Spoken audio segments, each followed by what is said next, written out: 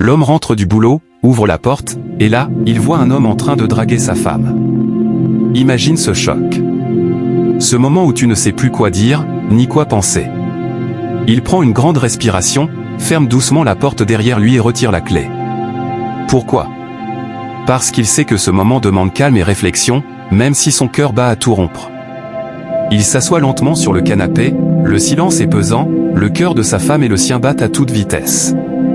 Que faire dans une telle situation? Fuir, crier, pardonner. Mais cet homme, lui, est policier.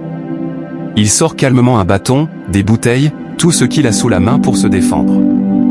Il sait qu'il pourrait tout casser, tout détruire. L'autre homme, pris de panique, tombe à genoux et commence à supplier, à demander pardon. Mais est-ce que ça suffira? Son cœur bat fort, la femme aussi, mais lui reste impassible, il ne les regarde même plus. Il continue à manipuler son matériel, réfléchissant à ce qu'il va faire. Et toi, à sa place, que ferais-tu?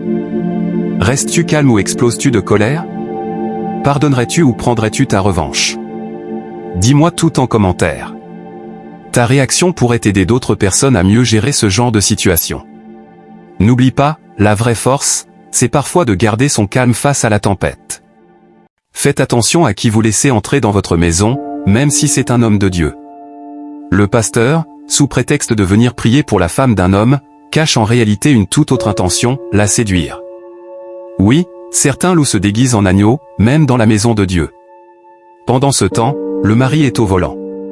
Tranquille, il consulte son téléphone pour voir une simple notification. Mais ce qu'il découvre le glace. Sa caméra de surveillance, connectée à son téléphone, lui montre en direct une scène insupportable, le pasteur dans sa chambre, avec sa femme. À ce moment-là, il devait aller quelque part, mais quand un homme voit ce que son cœur ne peut supporter, il change de direction. Il fait demi-tour. Il prend la route vers la maison, le cœur lourd, l'esprit en feu.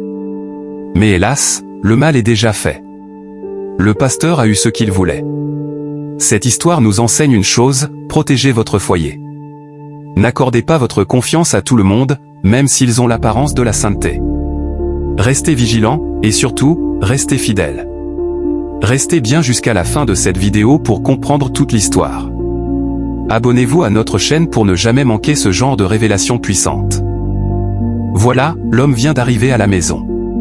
Il ouvre la porte, et là, il tombe nez à nez avec le pasteur, assis dans le salon, juste à côté de sa femme. Faut toujours se méfier des gens trop présents dans ton couple, surtout quand c'est sous couvert de spiritualité. Sa femme se lève immédiatement pour l'accueillir, tout sourire, comme si de rien n'était. Elle l'embrasse en disant « Mon amour, tu es là. » Quelle surprise! Le pasteur aussi se lève, sourire aux lèvres, joue son rôle d'homme fidèle et respectueux. Il salue l'homme avec calme. Puis, il commence à s'expliquer, la voix douce. « C'est ta femme qui m'a appelé.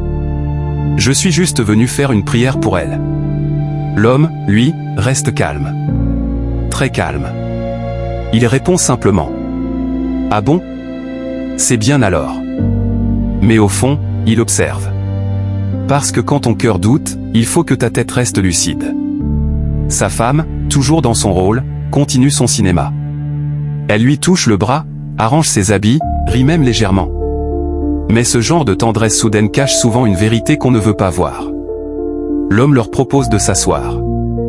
Ils s'installent. Le malaise est là, silencieux mais présent. Ils commencent à discuter, à échanger des banalités. Et soudain, l'homme regarde le pasteur droit dans les yeux et lui demande calmement. « Pourquoi vous ne buvez pas ce qu'on vous a servi ?» Le pasteur, légèrement déstabilisé, répond en bafouillant. « C'est que je ne suis pas habitué à ce genre de boisson. » Mensonge. Encore un. Quand quelqu'un commence à mentir sur de petits détails, imagine ce qu'il cache dans les grands. Sa femme sourit encore. Mais ce sourire, maintenant, il devient presque nerveux. L'homme, lui, ne réagit pas. Il observe, parce que la vraie sagesse, c'est de ne pas parler quand on sait déjà. Mettez la suite dans les commentaires pour qu'on la découvre dans la prochaine vidéo, et s'il vous plaît, partagez au maximum. Nous devons atteindre les 100 000 vues sur cette vidéo. Merci infiniment de vous abonner.